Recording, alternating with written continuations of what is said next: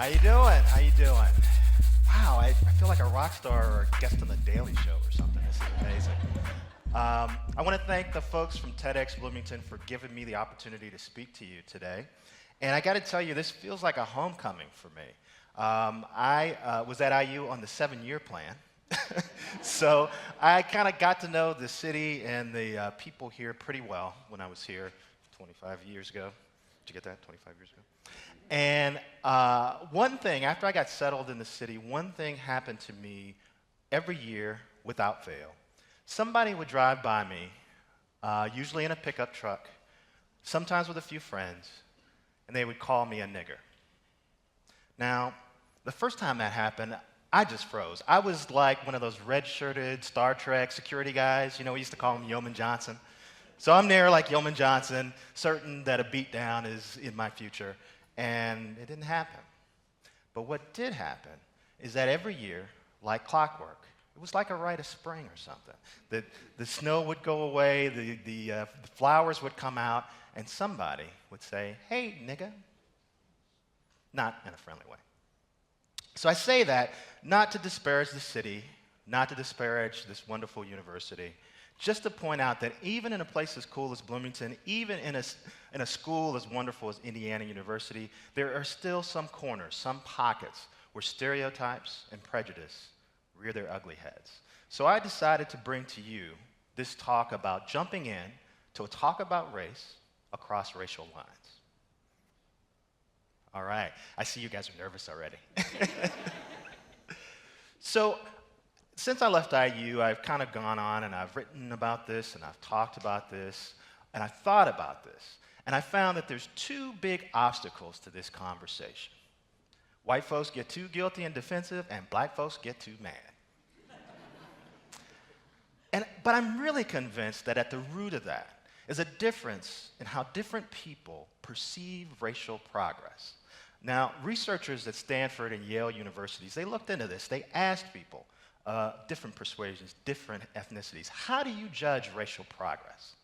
And it turns out that black folks compare where we are now to where we ought to be, this imagined future where we're all equal.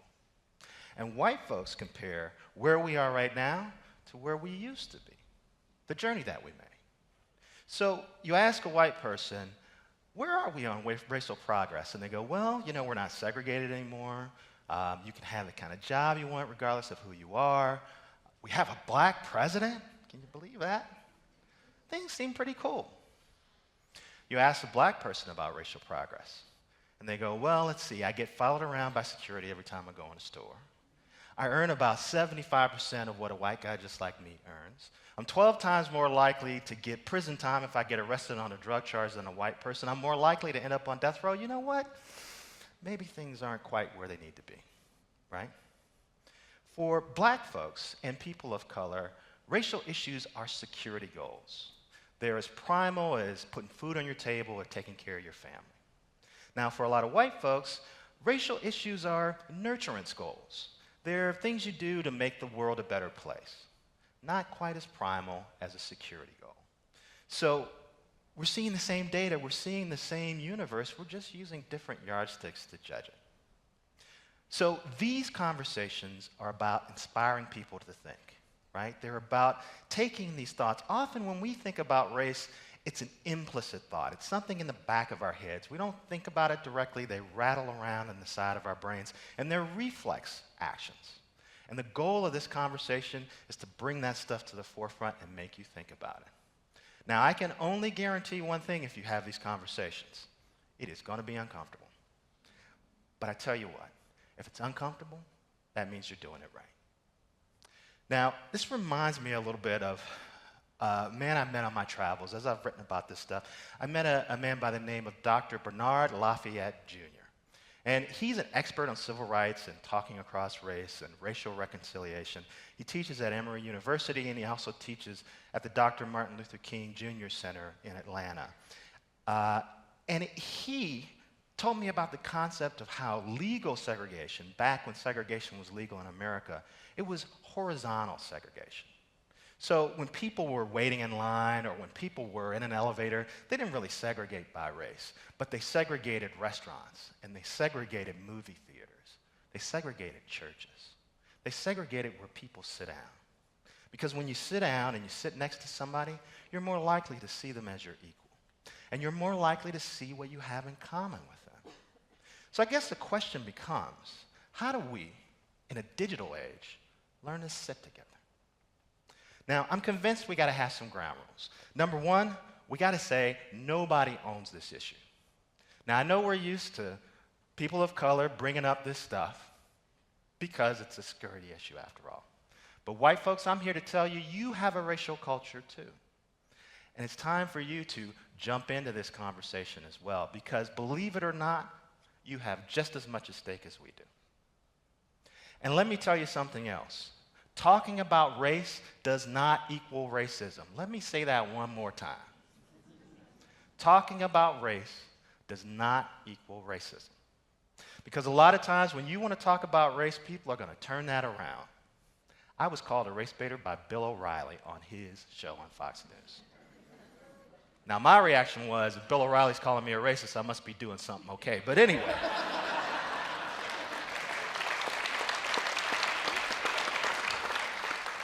I gotta say, to me, calling someone a race baiter or a racist for wanting to talk about race is like calling the guy who's trying to keep you from stepping in a pothole the pothole. There's already a ditch in the road. I'm just trying to keep you from stepping in it. Another important point, we only talk about race issues in a crisis. When Trayvon Martin, a 16-year-old black boy, gets killed in a Florida subdivision, or when a respected academic like Henry Louis Gates gets arrested in his home by the police who are investigating a report of a robbery, okay, now we want to talk about racial profiling, and now we want to talk about how people of color get treated by the police. But by then, people are polarized. They're angry. They're set in their ways. They're not willing to be open. They're not willing to challenge themselves. It's really hard to talk in an environment like that. Whenever somebody does something that's questionable, stereotypical, or racist, the first thing we want to do is say, is that guy a bigot? Is that guy a racist? What is wrong with that guy? Now, believe me, I understand the impulse. But to me, that almost outsources racism to racists and bigots. And you know what? That's a myth, that only bigots can act on stereotypes or prejudice. As a matter of fact, I think prejudice is kind of seductive. It explains the world to us. It allows us to go into situations where we don't know anybody and we can prejudge. I can say, oh, that guy likes rock music, or oh, I better be careful of that guy, right? But in the end, it's not particularly accurate. Words matter. Now, for me, the word racism is like a DEFCON 5 level word, right? I hardly ever use it. I prefer words like bias, prejudice, stereotypes, feeling uncomfortable, spilkes, whatever, whatever works. Because that way we can edge it back a little bit. Talk about things that aren't quite at that big level. Because the important thing to remember is that ugly as stereotypes and racism are, prejudice is also kind of seductive. It draws us in. It can be funny. It can be entertaining. One of the things that's interesting to me about this time in our culture is that now that we have a black president, I sense so many people going, oh, Fowler, I don't have to talk about this anymore. You guys got a black president. What more do you want? Right? But what people don't understand is that because we have a black president, that conversation is only getting started. As we get more diverse as a nation, as we grow more diverse as a nation, these conversations are only going to happen more and more. So maybe it's time to get engaged. Maybe it's time to get involved. Maybe it's time to jump in. Thank you very much.